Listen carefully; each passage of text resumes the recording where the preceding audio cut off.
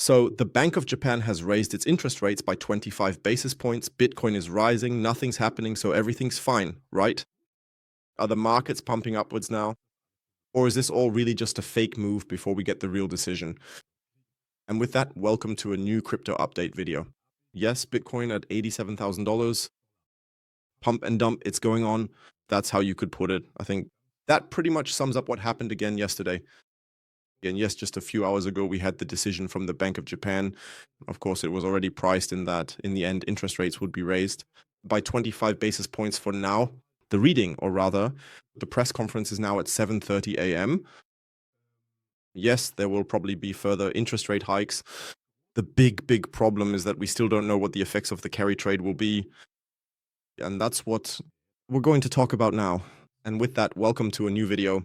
Yes, there's a lot to discuss, also because of what happened yesterday. Yesterday during the live stream, we streamed for ages yesterday. I already tried to put everything into perspective somehow. Now, once again, briefly and concisely for everyone, before we get started, as always, feel free to leave a like on the video and subscribe to the channel if you haven't already. And of course, feel free to join the free Telegram talk and Signal group. There you'll always get the latest information if there's any news, if I enter any trades, if I take any profits or anything else. So feel free to join. You'll find the link for that for free down in the video description. And if you want to support the channel even more, you can also sign up with my partner, Exchange BingX. At the moment, you can secure up to 11,500 USDT in bonuses if you complete a few tasks here, so you can basically get a good feel for the exchange. Test it out for yourself to see if it suits you. But I trade Forex, crypto, everything there at the moment, and right now the XMA's promotion is also running, where basically once you reach a certain trading volume, you can always roll the dice. And then you also get a few free trades there. All right, now let's really get started. So let's begin with the most recent news. So Bank of Japan hikes benchmark rate to highest level since 1995. Okay, we knew this was coming and all that. That's not a problem at all. It's even expected now that every 6 months, at least according to this statement, every 6 months we'll probably get another rate hike. So that probably means the next one, I'm guessing, will be between July and September, which was also the plan. And in any case, the goal is to move toward the 1% mark or higher unless things really stabilize. But that's not necessarily the problematic part. We'll take a closer look at that in a moment. Yesterday, we got data, specifically the CPI data, so inflation data, which surprisingly was excellent. But was it really that great? That's exactly the question. And the answer is actually no, because it felt like half the basket of goods was missing, or maybe not half, maybe it was already 3/4 of the basket or more that was simply missing from these inflation data.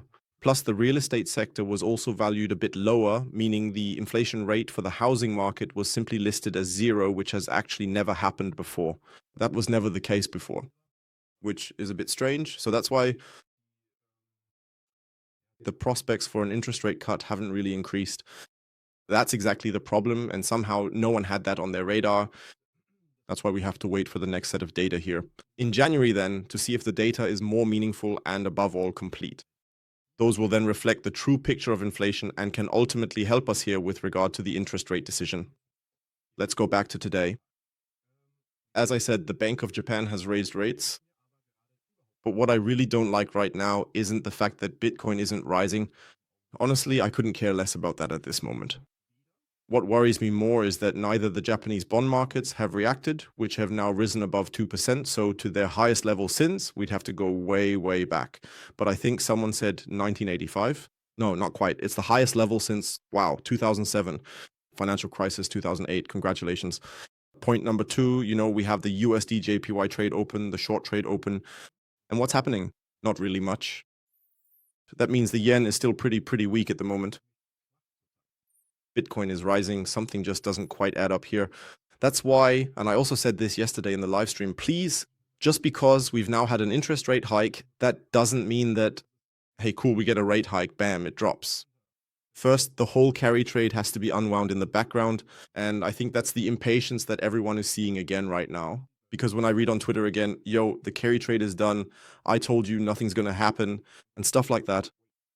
Wait, let's go back to the S&P 500, for example, on August 5th, or rather, we should actually say not August 5th, but the 31st of July. Where were we on July 31st? July? Hey, we were at all-time high levels. Then at first, nothing happened for 2 days, and then things really started to take off. It always takes time for a carry trade unwind to happen. That means positions have to be unwound and all that kind of stuff. So everything that's happening right now doesn't really have anything to do with the carry trade yet. Let's wait and see. In a few days, we'll know more. Now, the weekend is coming up, trading volumes are dropping, and volumes on the stock exchanges are pretty thin anyway. And the volume, that's a risk factor. That's why I'm still staying short. I don't have any long positions open at the moment.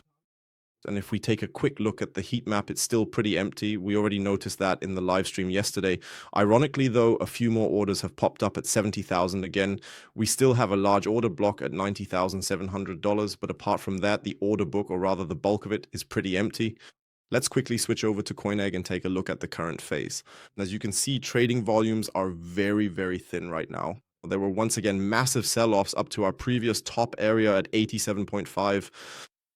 And since then, it's been pretty wishy-washy. So people are waiting it out there as well.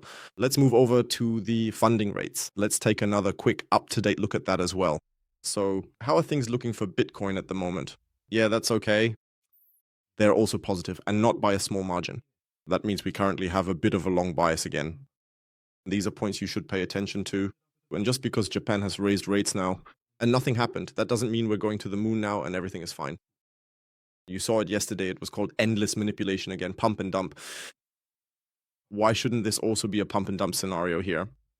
Prices have to be pushed up in order to keep selling off. Please pay attention to that. My opinion hasn't changed at all at the moment. I'm still positioned short, or we are still positioned short. Depending on how you want to put it, let's take a look at the vector candles here. We should be able to see now, yeah, this vector is filled. We are still below the Asia range.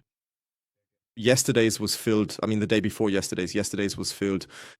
All right, we have no vectors for now, except for the one up here at 92,000, which we need to fill in the short term. That's why the situation remains tense. Just because rates were raised and nothing happened doesn't mean that nothing will happen. A carry trade takes time. We're talking about trillions of dollars that could be converted, so to speak, and ultimately pulled out of the stock market. So just stay cautious and don't assume that just because nothing has happened yet, you can go all in and everything will pump to the moon. Be careful. Ethereum, same story. Pump and dump, the same patterns have been repeating over the last 3 days. First a pump, then a sell-off, pump, sell-off. Yesterday as well, I briefly announced it in the Telegram group. Went long, exited right up here again, and the next dump started immediately. So here too, the price action is terrible, volume-wise terrible. And we should have almost filled the vector here again, if I'm not mistaken. Yes, exactly. This one was also filled for the first time by over 75, 80%. Volume, dreadful. So be careful here as well. I still don't trust the market. Or not even a little bit at the moment, honestly. But that's also because of the volume. Gold is also very, very quiet. Very, very quiet. And silver is also very, very quiet.